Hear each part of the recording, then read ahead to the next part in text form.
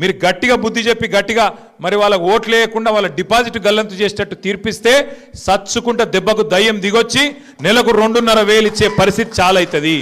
లేకపోతే వాళ్ళు ఏమనుకుంటారు, మేము నెలకు 2,500 ఇవ్వకపోయినా, ముసలోళ్ళకు 4,000 పెన్షన్లు ఇవ్వకపోయినా, తులం బంగారం ఇవ్వకపోయినా, కొత్తగా ఒక ఇటుక పెట్టకపోయినా, హైదరాబాద్లో కొత్త రేట్లు వేసుడు కాదు, ఉన్న రోడ్లకు పొక్కలు ఉడవకపోయినా మాకే గుద్దుతున్నారు అంటే మరి గిట్లనే ఉండాలి, గిట్లనే నడవాలి, మోసందే గెలుస్తుంది అన్నట్టుగా వాతావరణం ఉంటుంది.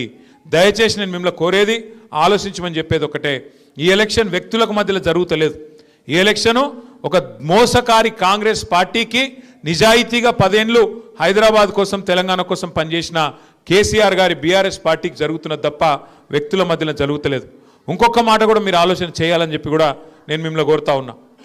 ఇవాళ తెలంగాణలో ఈ 2 ఏళ్లలో ఏం జరిగింది అభివృద్ధి, ఏం జరిగింది సంక్షేమం అని ఆలోచిస్తే మీకు ఎంతెంత బాకీ ఉన్నాడో ఆ బాకీ కార్డులో మీరు చూసుకోవచ్చు.